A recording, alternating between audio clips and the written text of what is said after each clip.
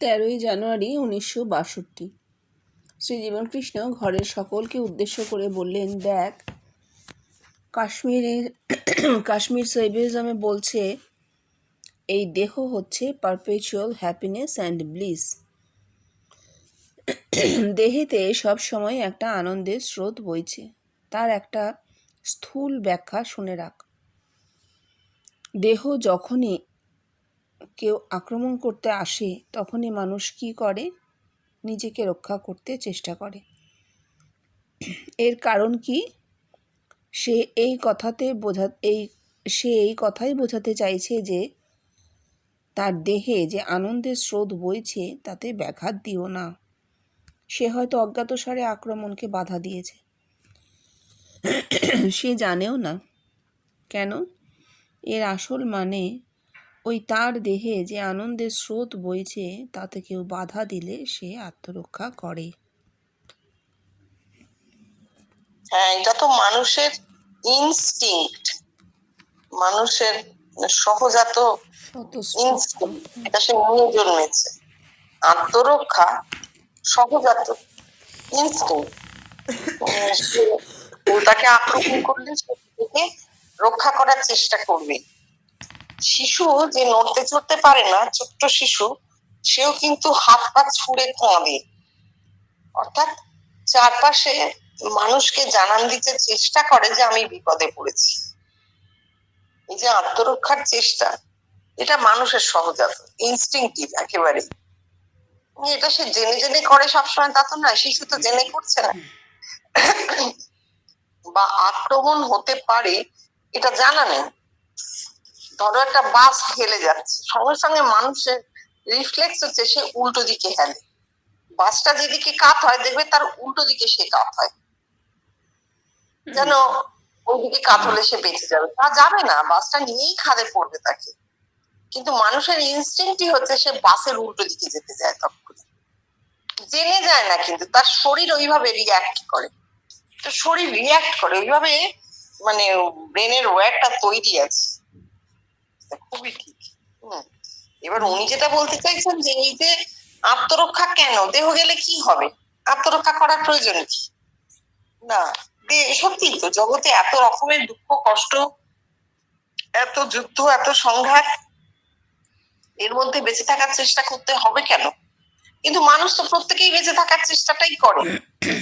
এত চিকিৎসা, এত ডাক্তার বুদ্ধি, এত ওষুধ বিষুধ থাকতোই না, তার কোনো প্রয়োজনই থাকতো না যদি মানুষ বেঁচে থাকার চেষ্টা না করতো। হ্যাঁ, বেঁচে থাকার চেষ্টা এই জন্য করে যে সে জানুক আর না জানুক তার শরীরের মধ্যে একটা আনন্দের স্রোত আছে, আনন্দটাকে সে অনুভব করে। সে হয়তো জ্ঞাতসারে করুক আর অজ্ঞাতসারে করুক, ওই আনন্দটাই তাকে আত্মরক্ষা করতে এগিয়ে দেয়। এটা খুব অদ্ভুত জিনিস। তারপর 14 জানুয়ারি 1962। শ্রী জীবনকৃষ্ণ ঘরে উপস্থিত সকলকে উদ্দেশ্য করে বললেন, দেখ, আজ একটা বড় কথা হয়ে গেল। ওই যে ঠাকুর বলছেন বসানো শিব আর পাতাল ফোড়া শিব, আমি বলছি পাতাল ফোড়া শিব হচ্ছে শিব ঐক্য স্থাপনে, আর বসানো শিব হচ্ছে অশিব। নে, এখন ব্যাখ্যা দে। খিটিস, বসানো শিব ঠিক নয়, পাতাল ফোড়া শিবই ঠিক। শিব ঐক্য স্থাপনে, পাতাল ফোড়া শিব মঙ্গল, আর বসানো শিব ঐক্য স্থাপন করতে পারে না, ওই জন্যই অশিব। শ্রী জীবনকৃষ্ণ, হ্যাঁ রে, পাতাল ফোড়া শিব হচ্ছে শিব ঐক্য স্থাপনে, আর বসানো শিব অশুভ, কেননা সে ঐক্য স্থাপন করতে পারে না। তাহলে কি হচ্ছে রে? পাতাল ফোড়া শিব হচ্ছে ইউনিভার্সালিজম, আর বসানো শিব হচ্ছে ইন্ডিভিজুয়ালিজম। বসানো শিবে কি হয়? আমি বড় আর জগৎ শুদ্ধ লোক, তোমরা ছোট। এই দেখ না, ঠাকুর পা বাড়িয়ে দিচ্ছেন পুজো করার জন্যে। আর পাতাল ফোড়া শিব কি? সেখানে কেউ ছোট কেউ বড় এই জিনিস নেই, সব সমান, সব এক, আর এই জন্যই শুভ। হ্যাঁ, তাহলে বসানো শিব বলছেন বেষ্টি, আর পাতাল ফোঁড়া শিব হচ্ছে জগৎ ব্যতীত। কি অদ্ভুত বলছেন তো, বেষ্টি উচ্ছেদ কত ভাবে করে গেছেন। কেন বেষ্টিতে বসানো শিব? একটা মানুষের দেহে হচ্ছে কি হচ্ছে তার কোনো প্রমাণ নেই, জগৎ জানে না। মানুষটা কি করছে? প্রতিষ্ঠা করছে। বসানো শিবকে প্রতিষ্ঠা করতে হয় তো, এই নিজের দেহের মধ্যে প্রতিষ্ঠা করছে, আর লোককে সেই কথা জানানো হচ্ছে, বলা হচ্ছে, জগৎকে বলা হচ্ছে যে এর ভেতরে শিব, কিন্তু কোনো প্রমাণ নেই, জগৎ সে কথা নিতে পারছে না। এই হচ্ছে ইন্ডিভিজুয়ালিজম, বেষ্টি। এত কাল ধরে বেষ্টি বেষ্টি বিবিদিশা, এত কিছু, বেষ্টি মানেই বিবিদিশা, এত কিছু যে হয়েছে। এবার অনেকে বলতে পারেন জীবন কৃষ্ণেরও তো বেষ্টি, ওনার কি বিবিদিশা ছিল না? ওর বিবিদিশা হবে কেন? ওর তো বেষ্টির সাধনের যে ফলটা সেইটা ফুটে গেছিল, ওকে তো সাধন করতে হয়নি, উনি কোনো সাধন করেননি, উনি বলছেন আমি ওর উল্টাও দিতুবিনি কখনো। তাহলে উনি কি পেয়েছেন? ওর বেষ্টির সাধনের যে ফলটা সেইটা ওনার দেহে পড়তে গেছিল, কারণ তা না হলে সমষ্টি এবং তারপর বিশ্বব্যাপী তো হবে না। তাই সাধনা কি জিনিস উনি তো জানেন না, আমরা কেউ জানি না। যারা বেশি সাধন করেছেন তারাও কিন্তু আমাদেরকে ধারাবাহিক ভাবে বলে যেতে পারেননি যে এটা করো এটা করো তাহলে ওটা হবে না। বারবার বলছেন এটা না করলে হবে না, আপনার থেকে হলো তো হলো। এইগুলো যদি কথা হয় তাহলে তো তুমি কোনো সিস্টেম দিতে পারছো না। তন্ত্র মানে কিন্তু সিস্টেম, আর তন্ত্র বা আগম মানে কিন্তু বেষ্টি। যখনই তুমি দেহের সাধন বা তন্ত্রের কথা বলছো তাহলে তোমাকে সিস্টেমটা দিতে হবে, এটার পরে এটা করতে হবে, এটার পরে এটা করতে হবে, এটা করলে এরকম হবে, ওটা করলে এরকম হবে, স্টেপ বাই স্টেপ বলতে হবে। তখন তুমি বলতে পারছো, তখন তোমাকে গোপন রাখতে হচ্ছে, তখন তোমাকে কোথা থেকে শ্মশানে নিয়ে চলে যাচ্ছে, মরা জোগাড় করছে, যত রকমের উদ্ভট সমস্ত ব্যাপার স্যাপার, একেবারে উদ্ভট। সেখানে বসে বসে মন্ত্র পড়ছো, জপ করছো, কিছুই হচ্ছে না, লোক ভয়ে মরে যাচ্ছে, ভয়ে মরে যাচ্ছে। এমন কিছু হ্যালুসিনেট করছে, এগুলো হ্যালুসিনেশন, নিজের মনের কল্পনা রূপ ধারণ করে ফুটছে, একে হ্যালুসিনেশনই বলবে লোক। সেই হ্যালুসিনেশন এমন বিভৎস হ্যালুসিনেশন হচ্ছে, পরিবেশটা চিন্তা করো, একটা শ্মশান, মৃতদেহ এদিক ওদিক পড়ে আছে, সেখানে একটা টাটকা মরার উপর একটা লোক বসে আছে সাধনা করছে, তার মাথায় কি ভগবান আসবে গো? বিভৎস পরিবেশে সে তো একটা বিভৎস রূপ তার কল্পনায় চলে আসছে, এখন সে মনে করছে ভগবান। ভগবান শান্ত, ভগবান দাক্ষিণ্যময়, ভগবান হচ্ছেন জগৎব্যাপী করুণা। তা তুমি ব্যক্তিই বলো বা বস্তুই বলো বা বিষয় কোনো বোধই বলো, এই বিভৎসতা তো ভগবান নয়। তাহলে এই যে তন্ত্র বলো যা বলো সিস্টেম, ধারাবাহিক বেষ্টির সাধনার যে ধারাবাহিক সিস্টেম, কেউ বলে যেতে পারেনি যেটা করলে হবে। বিবিদিশা বা সাধনা এটা তো করলে পাওয়া, কি করলে পাওয়া যাবে কেউ বলতে পারে, কেউ না, আজ পর্যন্ত কেউ বলতে পারে। জগৎ ছুঁড়ে ফেলে দিয়েছে, যে জিনিসের কোনো সিস্টেম নেই, যে জিনিস বলা যায় না, জগৎ ধরে ছুঁড়ে ফেলে দিয়েছে, দরকার নেই। এইবার জীবন কৃষ্ণের কেন হলো? জীবন কৃষ্ণের বেশি সাধন হয়নি, কিন্তু এইটা মনে রাখতে হবে, বেশি সাধনের ফলগুলো দেহে পড়তেছিল।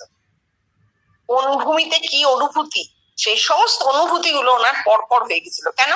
কোষগুলো খুলে যাচ্ছে, একটার পর একটা কোষ খুলে গেল আপনাদের। সাধনা করে হবে না এই জিনিস, এটা হতে হবে, তা না হলে এরপর সমষ্টিটা হবে না, তারপর বিশ্বব্যাপিত্ব হবে। তো বেষ্টির এই সাধনা হচ্ছে বসানো শিব, তাকে তুমি যতই বসিয়ে চেষ্টা করো না কেন তার কিন্তু কোনো মাহাত্ম নেই। বসানো শিবের কোনো মাহাত্ম থাকে না। মাহাত্ম জানো তো যে মাহাত্ম নেই, কোনো মাহাত্ম থাকে না বসানো শিবের। যে কোনো জায়গায় একটা পোড়ো শিব মন্দির তুমি গিয়ে একটু জল ঢেলে পুজো করে এলে তোমার মনের শান্তি, সে শিবের কিন্তু কোনো মাহাত্ম নেই। শিব মানে হচ্ছে মঙ্গলজনক, ঐক্যজনক। তা এই যদি না হয় তাহলে কি সেই শিব পুজো করে ফল? শিব তো পুজো হয়ই না, পুজো করতে লাগেই না। এইবার উনি বলছেন যে পাতাল ফোঁড়া শিব হচ্ছে ইউনিভার্সালিজম, বিশ্বব্যাপিত্ব। কিরকম কিরকম? জগৎ ছুঁড়ে সেই শিবের উত্থান হচ্ছে, জগৎ ফুঁড়ে, জগৎকেই পাতাল বলা হচ্ছে, দেহ নয়। জগৎ ফুঁড়ে সেই শিবের উত্থান হচ্ছে। শিব মানে সেই মঙ্গল, সেই দাক্ষিণ্যের উত্থান হচ্ছে। যে দাক্ষিণ্য জগতের ভেতরে অনুভব করছে এবং একত্বের অনুভূতি ধীরে ধীরে ধীরে ধীরে মাথায় ঠাঁই পাচ্ছে। এ আর দেহের সাধনে নেই। কত সুন্দর বলছেন। এবার বলছেন ঠাকুর যে পা বাড়িয়ে দিচ্ছেন, লোকে পুজো করছে, এটা কি হচ্ছে? ঠাকুর ওই বসানো শিবের কথাই ভাবছেন। আমি বড়, তোমরা ছোট, মুখে না বলুন, তিনি হয়তো বলছেন আমার ভেতর থেকে অন্য কোনো এজেন্সি এই কাজটা করছে। সেটা জীবন কৃষ্ণ বলেছেন, আমি করছি না, যেন আর কেউ দরজায় ধাক্কা দিচ্ছে, আমার বৃহৎ আমিটা গিয়ে দরজায় ধাক্কা দিচ্ছে। ঠিক আছে, সেটা তার অনুভূতিতে, সেটা তার অনুভূতিতে। বাইরে কিন্তু জীবন কৃষ্ণ কখনো কাউকে বলেননি আমি করছি না, আমার ভেতর থেকে কে করছেন, নে তুই পাটা পুজো কর, নে তুই আমার পায়ে প্রণাম কর। বলেছেন কি কাউকে? কেটে দিয়েছেন। আমরা দেখতে পাচ্ছি উনি এগুলো কেটে দিয়েছেন, না কিছুতেই করতে পারে না। তুই আর আমি এক, হচ্ছে কোথায়? অনুভূতিতে।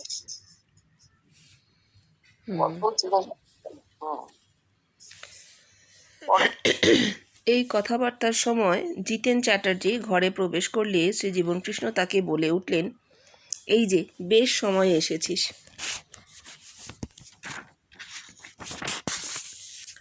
আমাদের একটা কথা হচ্ছিল, ওই পাতাল ফোড়া শিব আর বসানো শিব। আমি বললাম বসানো শিব অশিব, নে তুই এখন ব্যাখ্যা দে। জিতেন, আপনি পাতাল ফোড়া শিব আর অন্যান্য পূর্ববর্তী আচার্যরা সব বসানো শিব। আপনার সাধনা আপনা হতে হয়েছে, তাই আপনি পাতাল ফোড়া শিব। ঠাকুরকেও কঠোর সাধন করতে হয়েছিল, ঠাকুর বসানো শিব হয়ে যাচ্ছে। শ্রীজীবন কৃষ্ণ, তাহলে তো বেশ, কিন্তু অশিব কি? বসানো শিব অশিব কেন? জিতেন, আপনাকে দেখে একত্ব হচ্ছে, কিন্তু ওরা একত্ব প্রতিষ্ঠা করতে পারেনি। শিব ঐক্য স্থাপনে এইখানেই হয়েছে, সেই জন্যই শিব মঙ্গল। যেখানে একত্ব নেই সেখানে অশিব। শ্রীজীবন কৃষ্ণ, হ্যাঁ ঠিক কথা। পাতাল ফোড়া শিব হচ্ছে ইউনিভার্সালিজম, আর বসানো শিব হচ্ছে ইন্ডিভিজুয়ালিজম। তুমি ছোট আর আমি বড়, এই জিনিস থেকে। আর তুই যে পূর্ববর্তী আচার্যদের কথা বললি, আচার্য কে রে? জগৎকে যে আচার্য, জগতে কে আচার্য হতে পেরেছিল এক ঠাকুর ছাড়া? ওই ঠাকুরেরই একমাত্র ভগবান দর্শন হয়েছিল। আর দেখ, ঠাকুরের কথাতেই যদি ধরি, আগে ভগবান দর্শন, তারপর আদেশ পেলে প্রচার, এই কথা যদি ধরি, তাহলে আমি কাউকে পাই না রে। তুই পূর্ববর্তী আচার্যদের কথা বললি কি না?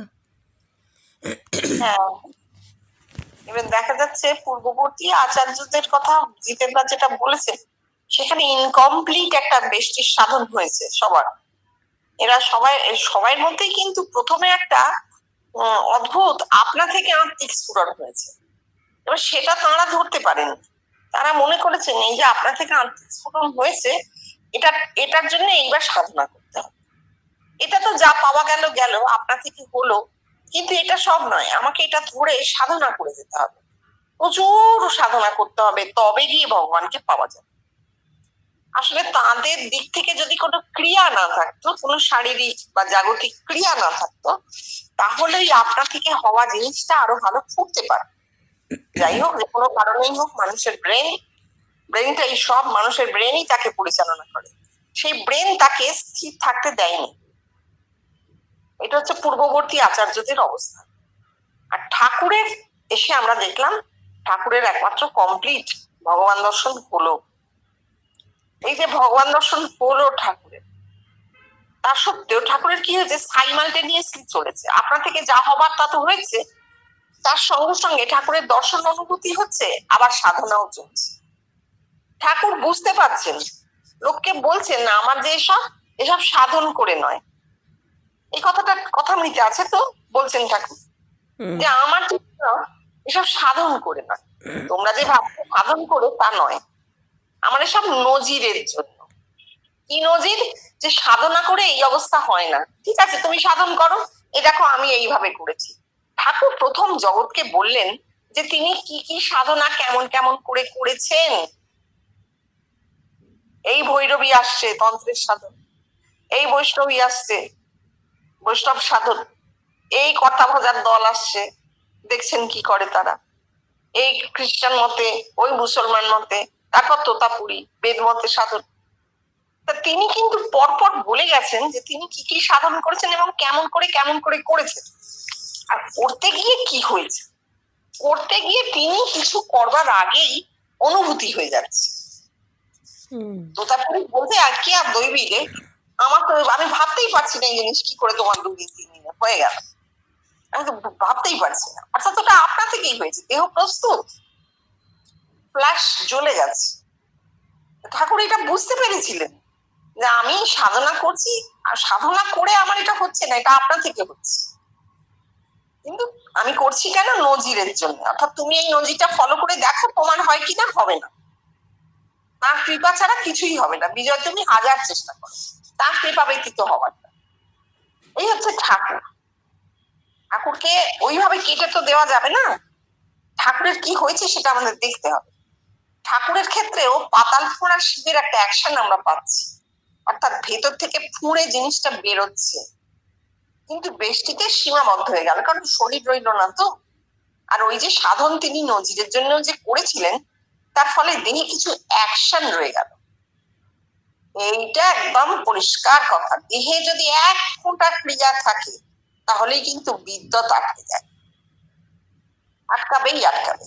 ভগবানের জন্য যদি তুমি বাইরে 2টো ফুল যোগ করো তাহলেই তোমার ভেতরে একটা চাপ, ব্রেনে চাপ পড়ছে না, ব্রেনের ওই জায়গাটা সাপ্রেসড হয়ে যাচ্ছে, চাপা পড়ে যাচ্ছে। এইবার জীবন কৃষ্ণ বলছেন ইউনিভার্সালিজম, পাতাল ফোঁড়া শিব কিরকম? তিনি তো জানতেনই না সাধন কাকে বলে। তাদের তো বাড়িতে কুলোগুরু এসব কিচ্ছু ছিল না।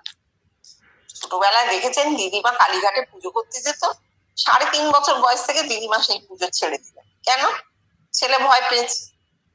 তাহলে কোনো কিছুই নেই। আর দিদিমাই ব্রত করতেন মাঝে মাঝে, একবার লক্ষ্মীর পাঁচালি পড়েছিলেন, একবার চণ্ডী পড়েছিলেন। এই হচ্ছে তার ঘেঁটে দেখার একটা বাতিক। বই হাঁটতেন, প্রচুর বই হাঁটতেন, ঘেঁটে দেখার বাতিক যে মধ্যে কি আছে।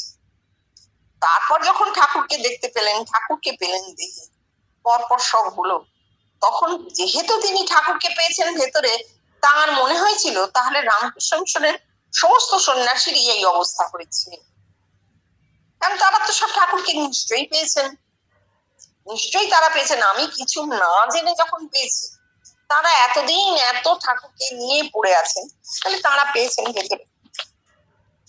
এই ছিল তার মনের একটা ভাবনা, মনের একটা ধারণা। তিনি এটা ধারণা করেছিলেন যে 12 বছর 4 মাস বয়সে আমি লোকটাকে না জেনে তাকে ভেতরে পেলাম। তিনি আমাকে এত কিছু শেখালেন, দেখালেন এবং যোগ শিখিয়ে দিলেন। আমার দেহে পরপর অনুভূতি গুলো হয়ে গেল আপনা থেকে। আমাকে তো বাইরে কিছু করতে হয়নি, আমি তো মন্ত্রতন্ত্র ফুল টুল জানি না। তাহলে রামকৃষ্ণ মিশনের সন্ন্যাসীদের সবাইরই অনেক উঁচু অবস্থা, কারণ তারা তো ঠাকুরকে ধরেই বসে আছেন। তখন তিনি মিশনে যেতে শুরু করলেন, ভীষণ যেতেন মিশনে, চাংড়া করে মিষ্টি নিয়ে পৌঁছে দিতেন।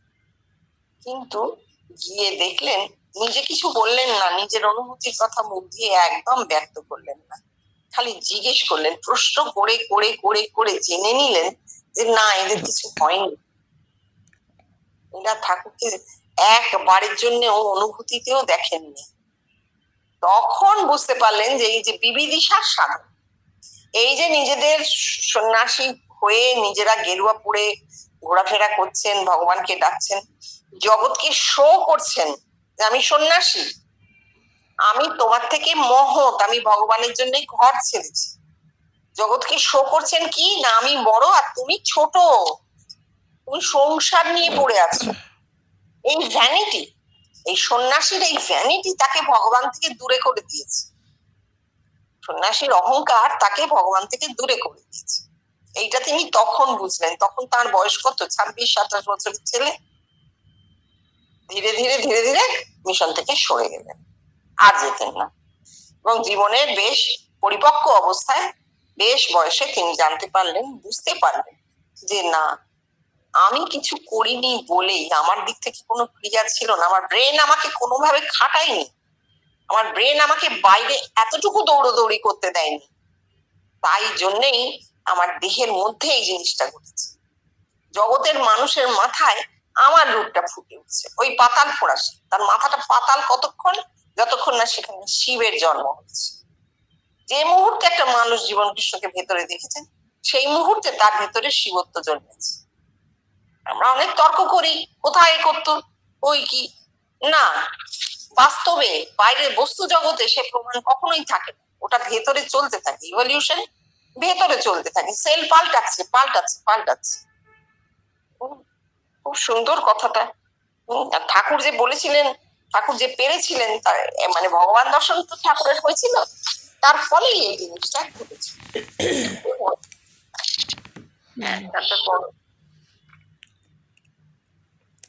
15ই জানুয়ারি 1962। শ্রী জীবনকৃষ্ণ ধীরেনকে বললেন, হ্যাঁ রে, একটা কথা তুলব? ধীরেন, বলুন না। শ্রী জীবনকৃষ্ণ, দেখ তাহলে তুলি, ঠেকাতে পারবি তো? ধীরেন সহাস্যে, কেন, আপনি তো আছেন, দেখি বলুন না। শ্রী জীবনকৃষ্ণ, আচ্ছা দেখ, ঠাকুরকে 4 জন সচ্চিদানন্দ গুরু রূপে পেয়েছেন, নয় কি? আচ্ছা তাহলে বল, এই রকমভাবে যা আমাদের ঘরে হয়েছে, হলো না কেন, বলতে পারিস? ধীরেন, ঠাকুর দ্বৈতবাদে ছিলেন, অদ্বৈতবাদে ছিলেন না। ঠাকুর যদি শান্ত হতেন তাহলে হতো, আর তিনি তো সচ্চিদানন্দ গুরু পাননি।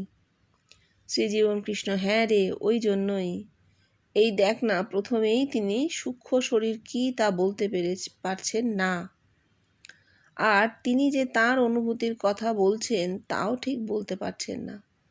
তার অনুভূতি হয়েছিল, কিন্তু ঠিক হয়নি। ঠাকুরে যা ফল দিয়েছিল তা এতটুকু।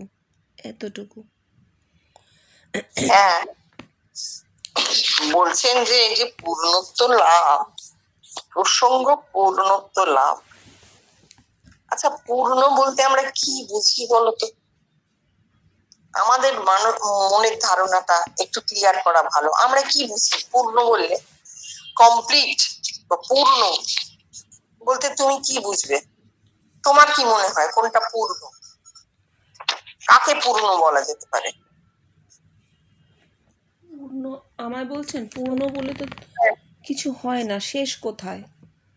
সেই, তাহলে পূর্ণ একটা স্থানকালে আবদ্ধ কোনো কিছুকে তুমি পূর্ণ দিয়ে ডিফাইন করতে পারো। আমি তোমাকে বললাম টুকুন আমাকে জল দাও, তুমি একটা গ্লাসে একেবারে কানায় কানায় উঠছনো জল এনে আমায় দিলে, আমি বললাম যে গ্লাসটা একেবারে কানায় কানায় জলে পূর্ণ।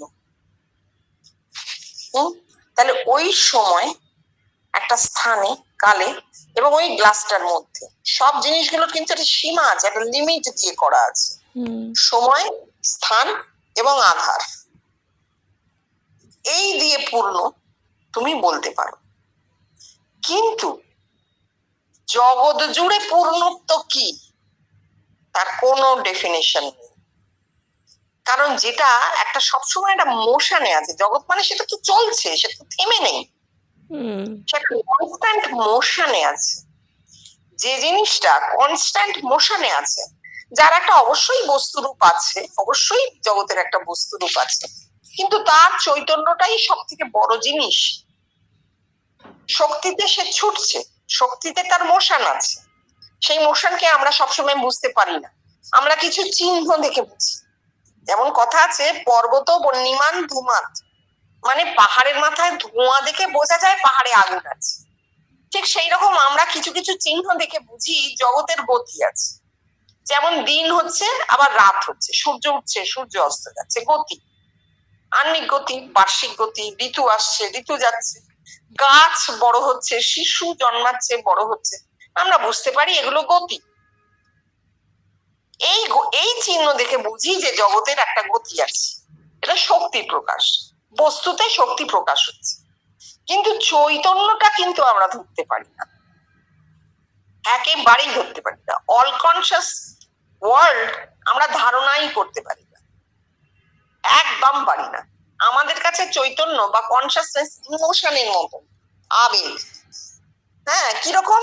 আমরা একটা গাছের কাছে গিয়ে কথা বলি, অনেকে আছে আমাদের নিচের মালি, ও এই জিনিসটা করে, গাছের সঙ্গে কথা বলে, তাহলে কি এটা আবেগ? ওর ইমোশনটা ও গাছকে রিফ্লেক্ট করে, গাছে রিফ্লেক্ট করে, ওর মনে হয় গাছ ওর সঙ্গে কথা বলছে। আসলে তো তা নয়, চৈতন্য নয়। কিন্তু অনেকেই গোলান আবেগের সঙ্গে চৈতন্যকে বহু মানুষ গুলিয়ে ফেলে। এই একত্ব বোধ যেটা ভেতরে হচ্ছে না, ওটা আবেগ। জীবন কৃষ্ণকে দেখে ভেতরে আমার ভীষণ আনন্দ হচ্ছে, তাকে আমার জড়িয়ে ধরতে ইচ্ছে করছে, এটা কিন্তু ইমোশন, আবেগ। যতই তুমি ভেতরে দেখো না কেন, তোমার মাথায় আবেগ জন্মাচ্ছে, সেই আবেগ থেকে কি হচ্ছে? ভক্তি আসছে। কিছুতেই তুমি তাকে নিজের সঙ্গে এক ভাবতে পারছো না, আমি জীবন কৃষ্ণ, এটা ভাবা যাচ্ছে না, কেননা আবেগ মাঝখানে দাঁড়িয়ে আছে। তাই চৈতন্যকে আমরা মুখে বলতে পারা দূরের কথা, ধারণাও করতে পারি না। পূর্ণত্ব সেই চৈতন্যে, তার প্রমাণ উপনিষদের প্রথম শ্লোকে। পূর্ণত্ব, পূর্ণ থেকে পূর্ণই আসে, পূর্ণ থেকে কিছু নিলে পূর্ণই পড়ে থাকে, পূর্ণতে কিছু দিলে পূর্ণই থাকে। পূর্ণমেবা অবশিষ্যতে পূর্ণমিদং পূর্ণমাদাঃ, এই যে শ্লোক, এই চৈতন্য, এই চৈতন্যের ডেফিনিশন এটা। চৈতন্যই একমাত্র পূর্ণ, কোন স্থান কাল আধার জুড়ে নয়, কারণ তার প্রকাশ বস্তুতে বা শক্তিতে নয়। একমাত্র চৈতন্যই পূর্ণ। কেন? তা কমেও না, বাড়েও না, কিছুই না, অজরামর। সৃষ্টির আদি বললেও ভুল হবে, কারণ কোনো আদি, সৃষ্টির আদি বললেও আব্রাহামিক রিলিজিয়নে চলে যাব আমরা। সৃষ্টির কোনো আদি নেই, অনাদি অনন্ত, সেই অসীমকেই পূর্ণ বলে। সুতরাং পূর্ণত্ব লাভ, এই কথাটাই একটা মিসনোমার। হ্যাঁ, এক গ্লাস জলের মতন আমার দেহের তৃষ্ণা মিটলো, ব্যক্তিতে পূর্ণত্ব হতে পারে। একটা মানুষের ভগবান দর্শন হলো, তার সমস্ত শরীরের প্রাণ শক্তি সংকলিত হয়ে সহস্রারে পৌঁছলো, তার সমস্ত ক্ষিতি অপ মরুদ বোম কেটে গিয়ে তেজে পরিণত হয়ে গেল, সমস্ত বস্তু শক্তিতে পরিণত হয়ে গেল, সেটা সে দেখতে পেল। তার ক্ষেত্রে সেটা পূর্ণত্ব, তার সমস্ত তৃষ্ণা মিটে গেল, তান্হা যেটা বৌদ্ধ ধর্মে বলা হয়, তান্হা তৃষ্ণা নির্বাণ হয়ে গেল, নির্বাপিত হলো। এটা বেশটি, এক গ্লাস জল, একটি মানুষ, একটি সময়কাল, এবং তার দেহের তৃষ্ণা। জল হলো, গ্লাস হলো, সেই সময় হলো, তাই তো? কিন্তু সমগ্র মনুষ্য জাতি বললেই আর পূর্ণত্ব আমরা বোঝাতে পারবো না, কারণ মনুষ্য জাতি সমানে প্রতি সেকেন্ডে বদলাচ্ছে, প্রতি সেকেন্ডে মানুষ মরছে, মানুষ জন্মাচ্ছে, মানুষ মরছে, মানুষ জন্মাচ্ছে। হবে না, ওভাবে বলা যাবে না। তাহলে সেই অসীমকেই আমরা বলবো পূর্ণ। সেই পূর্ণকে কেউ লাভ করতে পারে না, পূর্ণত্ব লাভ হয় না। এবার ঠাকুর যেটা, এই জীবনকৃষ্ণ যেটা ঠাকুরের কথা বলছেন, যে ঠাকুরকে 4 জন সচ্চিদানন্দ গুরুরূপে পেয়েছেন। আচ্ছা, এই 4 জন কারা? ওই রামবাবু, মাস্টারমশাই, এইরকম 4 জন ছিলেন। আমাদের দরকার নেই আর নাম ধরে ধরে, কারণ বাকি যারা ছিলেন তাদেরকে একটু ছোট করা হয়। তারাও তো ঠাকুরের সঙ্গ করেছেন, আমাদের দরকার নেই ও কথায়। এইবার যেটা বলছেন যে আমাদের ঘরে যা হয়েছে হলো না কেন, ধীরেনদা বলছেন যে ঠাকুর দ্বৈতবাদে ছিলেন, অদ্বৈতবাদে ছিলেন না। যদি শান্ত হতেন তাহলে হতো। আর তিনি তো সচ্চিদানন্দ গুরু পাননি, এইটাই হচ্ছে কথা, এইটাই কথা। অন্য যা কথা ধীরেনদা বললেন দ্বৈতবাদে অদ্বৈতবাদে, আমরা ধরছি না, কারণ আমাদের দ্বৈত অদ্বৈত কিছুই জানা নেই। কিন্তু যেটা কথা জীবন কৃষ্ণ ধরলেন কি, যে হ্যাঁ, ঠাকুরের তো সচ্চিদানন্দ গুরু লাভ হয়নি। ঠাকুরের যে 11 বছর বয়সে জ্যোতি দর্শন হয়ে সমাধি হয়েছিল, আত্মা বরণ করেছিল তাকে, তাই তো? ঠাকুরের আত্মা তাকে বরণ করেছে। ঠাকুর তো কোনো মানুষের রূপ দেখেননি। এবার ঠাকুরের ঈশ্বর সাক্ষাৎকার বা ভগবান দর্শনের সময় তো ঠাকুর প্রথমে কিন্তু মাকে দেখেছেন, মায়ের মূর্তি মানে কালী মূর্তি দেখেছেন, ভুবন মোহিনী রূপ দেখেছেন। ইষ্ট, ইষ্ট তো কল্পনার সৃষ্টি, ইষ্ট বলে তো কিছু নেই। ইষ্ট একটা মানুষের নিজস্ব কল্পনার ভাবের সৃষ্টি, ভাব থেকে মূর্তি ধারণ করে, ভাব ঘন মূর্তি ইষ্ট। এবং জীবন কৃষ্ণ অন্য জায়গায় বলছেন মা, এই মাই ঠাকুরের সচ্চিদানন্দ গুরু। একটা তিনি কোনো পুরুষ মূর্তি দেখলেন না, কারণ মূর্তিটা পুরুষেরই দেখতে হতো। ব্রহ্ম তো পুরুষ, দেহের কথা হচ্ছে না, কিন্তু ব্রহ্মত্ব মানেই সেই শুক্র, সেই পিতৃবীজ। ঠাকুর দেখলেন না, কোনো মানুষকে দেখলেন না, দেখলেন কি কল্পনার সৃষ্টি মা কালী। তাহলে তাকে সচ্চিদানন্দ গুরু বলা যাবে কি? আমরা জীবন কৃষ্ণের কাছে যা জানলাম যে সচ্চিদানন্দ গুরু একটা মানুষের মূর্তি হবে, এই মানুষের মূর্তিটা দেহের মধ্যে জন্মাবে। আমার অজ্ঞাত সারে, আমি তাকে দেখিনি, চিনিনি, জানিনি, এমন কোন মানুষ আমার মাথার মধ্যে তার রূপটা জন্মাবে, তিনি আমাকে ভগবান দর্শন করিয়ে দেবেন। এই হচ্ছে সচ্চিদানন্দ গুরুর ডেফিনেশন। সেই ডেফিনেশন অনুসারে ঠাকুরের সচ্চিদানন্দ গুরু লাভ হয়নি। তার ভাব ঘন মূর্তি, মায়ের ইষ্টমূর্তি, সেই ইষ্টমূর্তি তাকে ভগবান দর্শন করেছে। এই ফাঁকটা কোথায় কোথায় আছে একটু বোঝা, একটু বুঝে নেওয়া যে কি জিনিসটা কোথায় হয়েছে, যে হলো না তার ফলে কি হলো, ওই পরবর্তী স্তরগুলো খুললো না। তার মানে এই নয় যে ঠাকুর জানতেন না বা বুঝতেন না। ঠাকুর তো ভবিষ্যৎ দ্রষ্টা ছিলেন, ত্রিকালজ্ঞ মহাপুরুষ, তিনি বুঝতেন কেন হচ্ছে, কি হচ্ছে, কিভাবে হচ্ছে। ওই যে বলছেন ওই যে একটা আলো আসছে, কোথা থেকে আসছে বুঝতে পারছি না। হ্যাঁ, ওই আলোটার রূপ নেবে। আলো মানে কি? চৈতন্য, চিন্ময়। এই চিন্ময় মূর্তি রূপ হবে, চিন্ময় রূপ নেবে, চৈতন্যময় হবে মানুষ। কিন্তু আমি এখন বুঝতে পারছি না, আমি এখনো ওটা ভবিষ্যতের গর্ভে রেখে গেলাম। হ্যাঁ, পড়ো। পূর্ণাঙ্গ তিনি কোথাও বলতে পারেননি। দেখ না, আমাকেও দেখিয়ে দিয়েছে। আমি তখন নির্জলা একাদশী করতাম। আমার এই নির্জলা একাদশীর ফল কি দেখালে জানিস?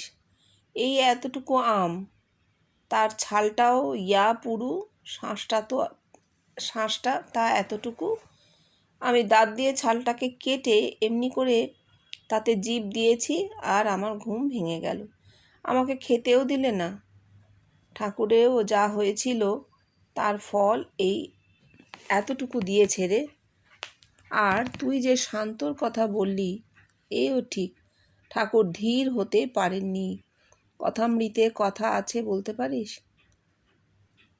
ওই যে রে, যেখানে বামনি বলছে, বাবা বেশি নেচে কুঁদো না, তোমার ভেতর আঙুর ফল হয়েছে, বেশি নাচলে কুদলে গলে যাবে। ঠাকুর পূর্ণত্ব লাভ করতে পারেননি। হ্যাঁ রে, তার নিজের কথায় আছে এই কথামৃতে, বলতে পারিস? ওই যে রে পূর্ণর কথা, যেখানে বলছেন ঘন কুয়াশার মধ্যে একটি রূপ উঠল, সে পূর্ণের। সে জল খেয়ে আমায় দিলে। আমি বললুম, না ভাই আমি তোর এঁটো গ্লাসে জল খেতে পারবো না। সে গ্লাসটা ধুয়ে আমায় এক গ্লাস জল দিলে। এইখানেই ঠাকুরের একত্ব বোধ হয়নি। তিনি পূর্ণর গ্লাসে জল খেতে পারলেন না, অর্থাৎ ঠাকুরের পূর্ণত্ব প্রাপ্ত হয়নি। পূর্ণকে দেখিয়েই তার সাধন শেষ দেখালো, অর্থাৎ অপূর্ণেই তিনি পূর্ণ হলেন। অত সুন্দর করে বলছেন। হ্যাঁ, সুন্দর। একজন জিজ্ঞেস করছিলেন একাদশী করবো কিনা। জীবন কৃষ্ণ সব কথাই না বলেছেন, আসলে পড়তে হবে। এগুলো তো এইভাবে উত্তর দেওয়া যায় না। এই যে বলছেন নির্জলা একাদশী করতাম, তার ফল কি দেখালো? এতটুকু আম, তার ছালটা এত পুরুষ, আর ভেতরে নিশ্চয়ই আঁটিটাও বড়। শ্বাস কতটুকু? তা এতটুকু। একাদশীর ফল ওই এতটুকু। আম তো অমৃত ফল, অমৃত ছিটে ফোঁটা, তাহলে কোনো ফলই নেই। আমি দাঁত দিয়ে ছালটাকে কেটে এমনি করে তাতে জিভ দিয়েছি, ঘুম ভেঙে গেল, আমাকে খেতেও দিল না। তার মানে শুধু দেখাই হলো, ছাল পুরু, শ্বাস পাওয়াই যাচ্ছে না, যদি বা দাঁত দিয়ে কেটে মুখে দিতে যাবেন ঘুম ভেঙে গেল। এই হচ্ছে তার নির্জলা একাদশীর ফল। তাহলে একাদশী করার কোনো মানেই হয় না, আসলে কোনো কিছু করারই মানে হয় না, করলেই ওটা ভাগে কম পড়ে। আর বলছেন ঠাকুরেরও যা হয়েছিল ফল এত। এবার যে বলছেন শান্তর কথা, এটা কি ওই তাবুলা রাসা, ব্রেনটা ইকুইলিব্রিয়ামে থাকবে। ঠাকুর ধীর হতে পারেননি, ইকুইলিব্রিয়ামে ব্রেনটা যায়নি কেন? ওই যে শান্তম শিবম অদ্বৈতম, অদ্বৈত বোধ হবে তবে তিনি শিবত্ব প্রাপ্ত হবেন, তবে তার মাথা শান্ত হবে। ঠাকুরের এই তিনটের একটাও হয়নি। হয়নি কেন? বলছেন ঠাকুর পূর্ণত্ব লাভ করতে পারেননি, তিনি পূর্ণকে দেখছেন।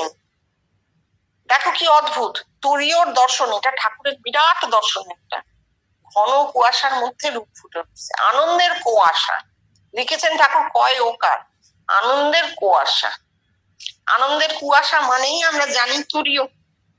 সেই তুরীয়তে ঠাকুর দর্শন করছেন পূর্ণ একটি ছেলে। হ্যাঁ, একটি ছেলে, তারই বয়সী একটি ছেলে, তাকে দেখছেন। তাহলে নিজেকেই দেখছেন পূর্ণ রূপে, কিন্তু ভেতরে আর কি থাকবে? মানুষ নিজেকেই দেখে, ভিতরে নিজেকেই দেখছেন পূর্ণ রূপে। আর বলছেন না তোর এঁটো জল আমি খেতে পারবো না, সে গ্লাস ধুয়ে জলেন, গ্লাস শরীর দেহ, গ্লাস দেহ। আর ঠাকুরের উচ্ছিষ্ট জ্ঞান হচ্ছে, পূর্ণ ওই গ্লাসটায় চুমুক দিয়েছে, আমি ওই জলটা খাবো না। কেন? ঠাকুরের উচ্ছিষ্ট জ্ঞান হচ্ছে। উচ্ছিষ্ট আমরা কখন বুঝি, কখন জ্ঞান করি? যখন অন্য কোনো দেহ কিছু স্পর্শ করে, সেই জিনিসকে আমরা উচ্ছিষ্ট ভাবি, আমি সেটাকে স্পর্শ করব না, আমার একটা বিচার। তাহলে অনুভূতির মধ্যেও তার বিচার চলছে, এবং পূর্ণকে দেখেও তিনি তার এক জ্ঞান হচ্ছে না যে এই পূর্ণ আমি, আমি এই পূর্ণ, এই জ্ঞান তার হচ্ছে না। তুরীয়র দর্শন কত বড় দর্শন! পূর্ণকে দেখা মানে হওয়া, to see is to become. জীবন কৃষ্ণ বলছেন ঠাকুর পূর্ণকে দেখে পূর্ণ হচ্ছেন, অথচ সেই বোধ তার মাথায় তলাচ্ছে না। তিনি বলছেন গ্লাসটা ধুয়ে জল দাও, সে গ্লাস ধুয়ে জল দিল, তিনি খেলেন, তার তৃষ্ণা মিটলো, দেহের তৃষ্ণা সম্পূর্ণ হলো। অত বড় দর্শন, তুরীয়র দর্শন, পূর্ণকে দেখে পূর্ণ হচ্ছেন, পূর্ণত্ব লাভ করছেন, অথচ নিজে সেটা বুঝতে পারছেন না, দেহ বাধা হয়ে থাকছে। বলছেন জল উচ্ছিষ্ট, গ্লাস উচ্ছিষ্ট, আমি ও গ্লাসে খেতে পারবো। দেখেছো, অনুভূতি হলেই হয় না, অনুভূতির ধারণা হতে চায় না। স্বয়ং ঠাকুর, বড় ঘরের বড় কথা, আমরা কি, আমরা নস্যি। অনেকে বলেন তো এত বড় দর্শনটা হয়েছে, নিজের মনে মনে একটা ভ্যানিটি তৈরি হয় যে আমার দেহে হলো, আমি তো দেখলাম। যতই সবাই কেটে দিন আর বলুন এটা জগতের জন্য, জগৎ ব্যাপিতে যা কিছু হচ্ছে জগতে হচ্ছে, বেশিতে কিছু হচ্ছে না, কিন্তু মানুষ সেটা নিতে চায় না। তার ভ্যানিটি, আমার এত বড় দর্শন হচ্ছে। এই ভ্যানিটি কি করছে? তাকে এক হতে দিচ্ছে না, আলাদা করে রাখছে। দর্শন হয়ে যাচ্ছে, কিন্তু এক হতে দিচ্ছে না, অদ্বৈত জ্ঞান হচ্ছে না। সুন্দর বলছেন যে ঠাকুর অপূর্ণেই পূর্ণ হলেন। কেন অপূর্ণ? জগতে ফুটলো না তো, জগতে ফুটলো না। তিনি যদি জানতেন যে পূর্ণ আমি, আমার পূর্ণত্বই আমি দেখছি, এক হয়ে যেতেন, তাহলে জগতে ফুটে যেত, তখনই ফুটে যেত। আজকে জীবন কৃষ্ণ আসার পর আমরা আরো আরো অনেক স্তর পেরিয়ে যেতাম, তো এটা বাধা পড়ে গেল।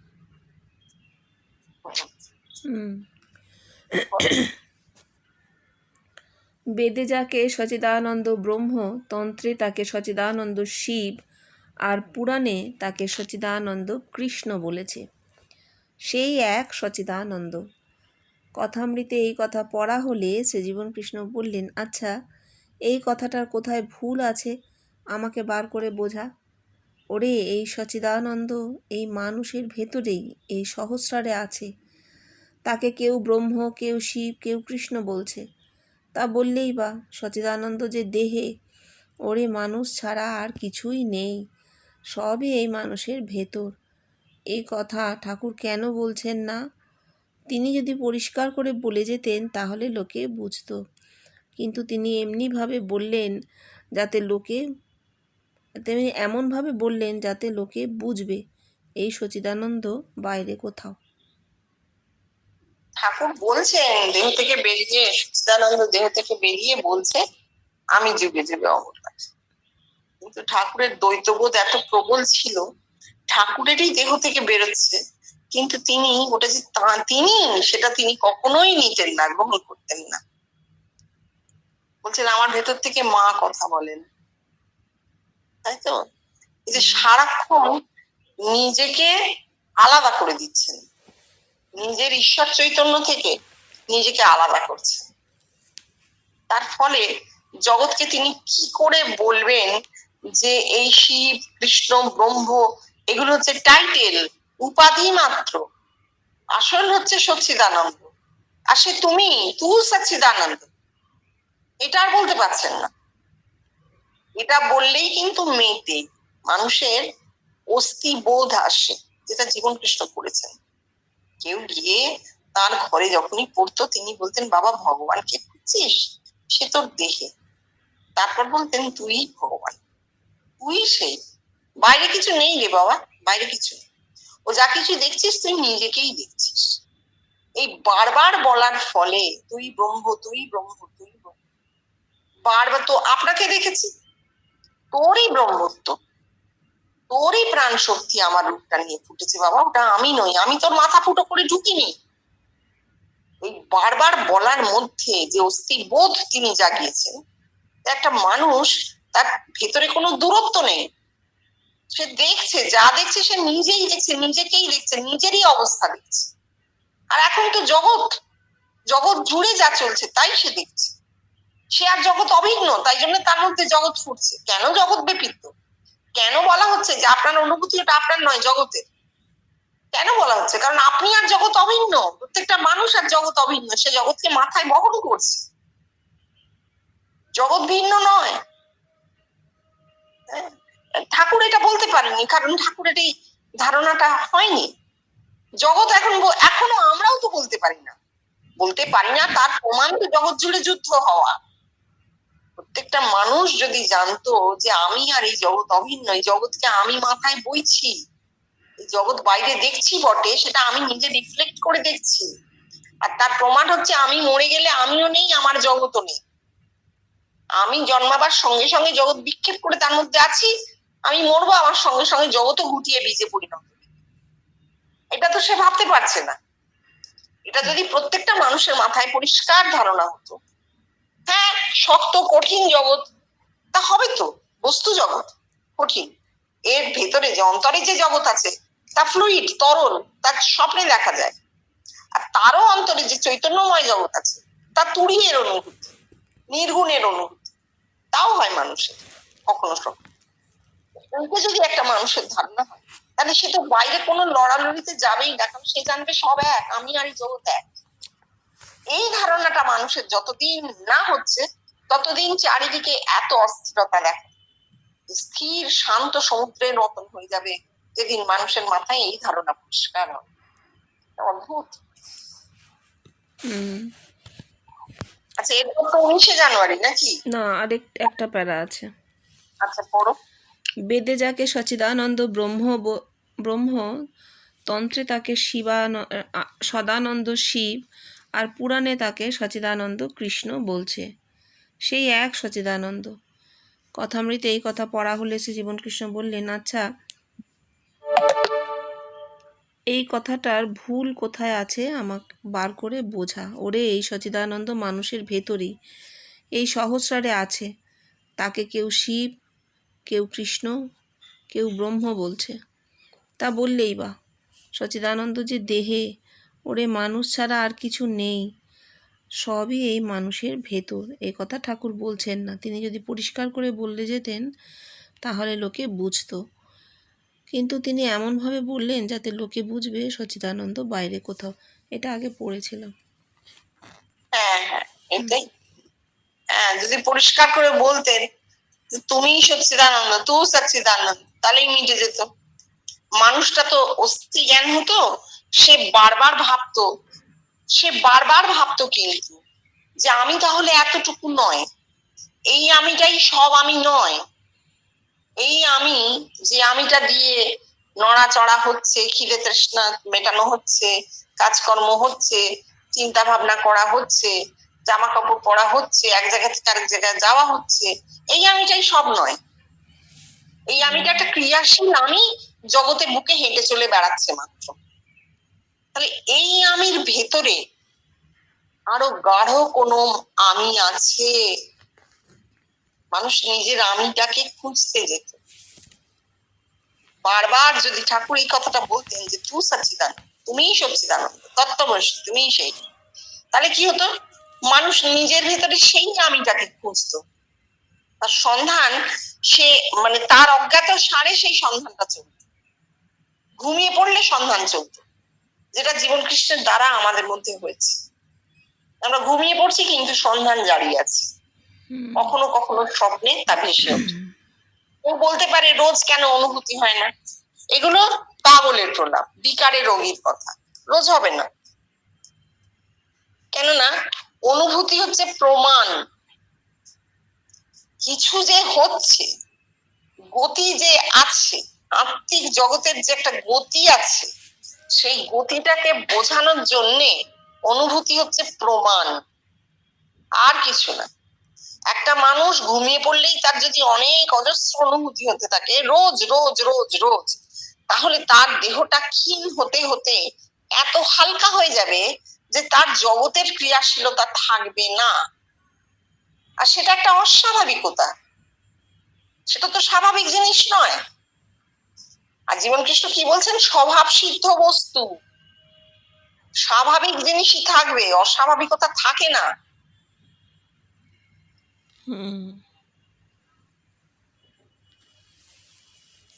বুঝতে পেরেছ? হ্যাঁ, এটা এখানেই শেষ।